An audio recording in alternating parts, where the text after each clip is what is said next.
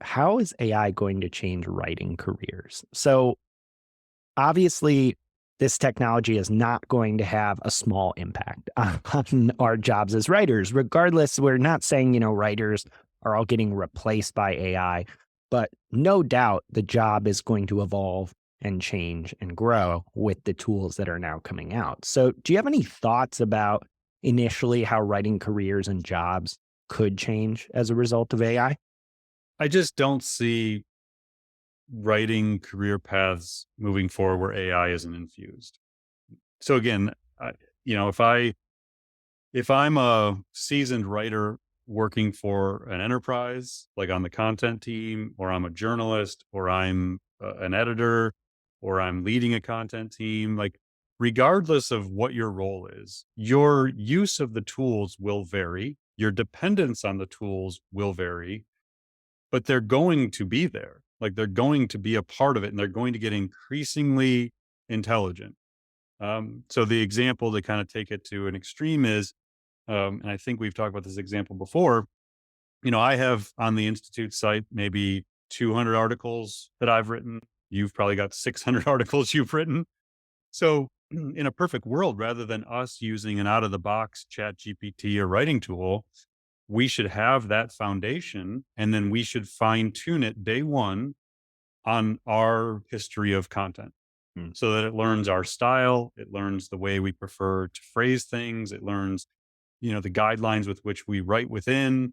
Um, and then when we use it for the first time and it generates an output for us, a draft, it's doing it in our voice and style. Like it's Mhm. not some general thing.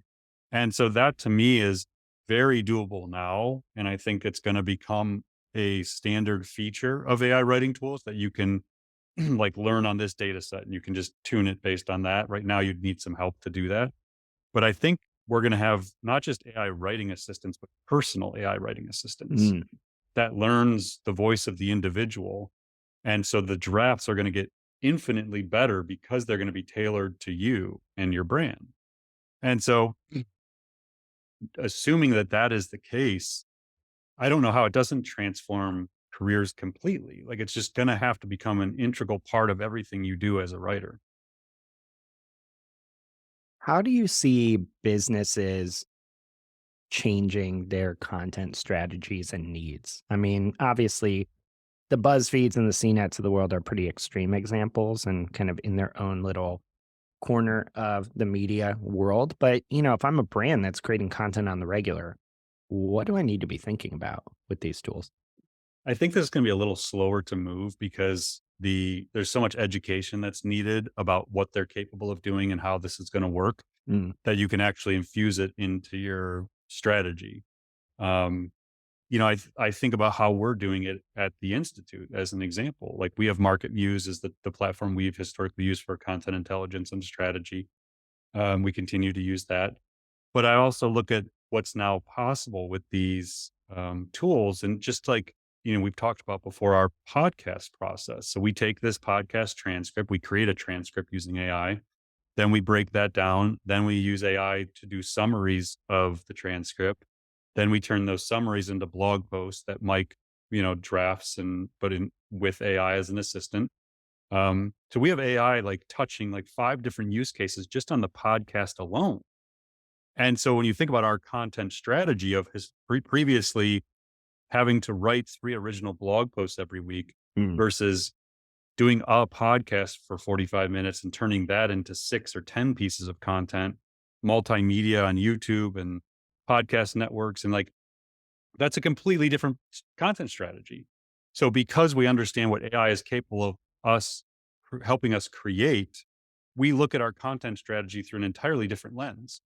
And so until the people building the strategies at these companies and agencies understand what AI is capable of, summarization, transcription, text to speech, speech to text, drafting of original content, outlines, like once you know all the applications, then you can sit down and start thinking about, well, what does our content strategy look like? But right now, I just don't know that there's many people capable of actually doing that. Mm. Yeah, I think one thing I've been thinking about related to this as well is I think a lot of companies are going to have to start getting much more comfortable with having strong perspectives and points of view on their Yeah. industry, their markets, their businesses, because in a world where, somewhat in the near future, you can write relatively generic expert content, you're going to have to differentiate in some way. And that's going to be unique ideas, unique thinking. And, we're, like you said, quite a ways off from that, but I could very well see it becoming much more the norm to say, here is our kind of, for lack of a better word, manifesto or Yeah. POV on the market. It's a really interesting take because I actually was having this conversation a couple times this morning. People were asking me related questions. And at the time, I said that I think there's going to be a revolt against AI generated content in the not Mm, too distant future. Like, I think it's going to be so easy to create language and videos and images with AI. And almost like how I've said in the past, I feel about Twitter at the moment. Like, I feel like Twitter is just one big AI generated thread from like the same 10 people. At least my homepage is all this stuff. And it's like, I don't even want to see it. Like, I have zero interest. I don't even care if it's valuable content. I don't want to see it if I feel like it's another chat GPT generated top 10 list. So I'm already feeling this like, no, I want to read Anne Hanley's newsletter. Like, mm, I want to yeah. read pure writing from a great writer that like I feel something when I read it. Now, I'm not saying I can't simulate that feeling, but I think there's going to be a desire in the very near future to know something was human created. It's almost like there's gonna be a premium on content and ideas that are theirs. Mm, And so it almost does make the argument to your point, like, does podcasting actually take on a greater influence in content strategy? Because it is like, you're listening to us talk, this is us. Like, AI yeah. is not writing any of this, it's not prompting me what to say. Like, it's actually how we feel and think about the topic. And that becomes very valuable from a brand perspective. I think that you can have those strong points of view, and you can make human connections with people because they feel like they're actually hearing how you think. Like, one of my favorite things in learning AI has been the access we have because of the way society works today to people like Jan LeCun and Lex Friedman and even Mm, Elon Musk and Noam Brown and like all these Demis Hassabis and Jeff Dean and like all these people who we read about in the books who like we learned AI through. mm, And I can see on LinkedIn or Twitter their thoughts in real time. Sam Altman, like Greg Brockman, they're there sharing their insights. And that's them. Like, and that to me is so valuable to just mm. be able to have access to people and hear what they're thinking and feeling and how they see the future. So I do wonder, like, as a content strategist, if you don't find the ways not to intelligently automate more content, just pump out more SEO content in the world. But how do you, like we've talked about before, how do you become more human as a Yep. brand? And maybe it is more stuff like this where you have podcasts and live events, like that people are going to crave human content and interaction, I think, probably more than ever. That's a really good point, and that definitely kind of preemptively answered my question about kind of what stuff will be the purview of humans in this age of AI. So I want to actually end our chat today on a different question. We've talked about the need for writers to get started experimenting with these tools. So like that's table stakes. Hmm. What else do writers need to be doing starting today to evolve their skills, their processes, their workflows, their careers?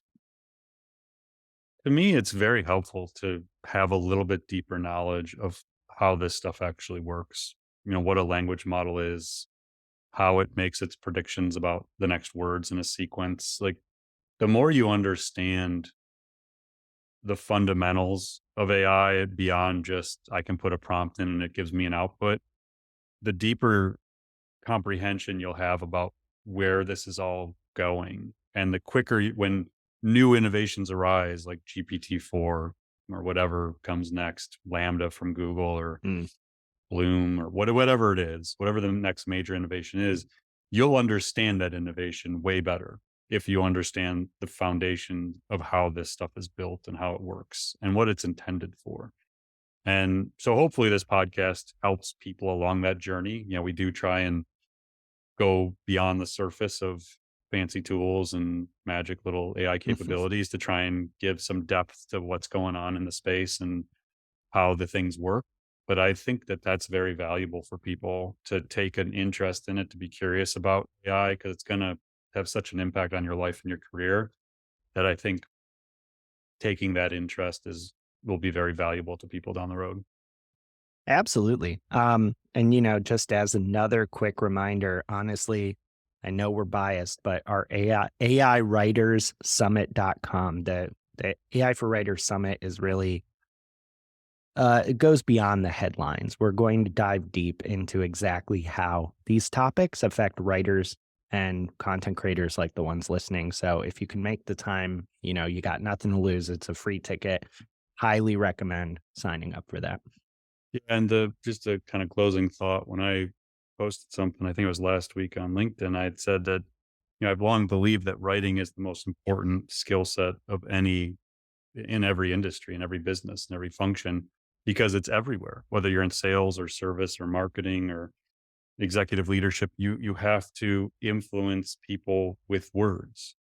And so the ability to understand how these tools can help you influence and affect change and drive impact and drive performance in your company, I just really think it's critical that people take the time to understand how they can work these tools into their own processes and own areas of the business. I know we have a lot of people listening to the podcast who probably aren't marketers, Hmm. maybe not even don't even think of themselves as writers.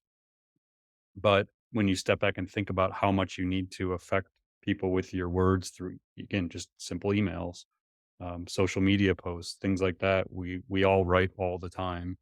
And so, yeah, I think it's just a critical topic. I'm glad we dedicated an episode just to this topic.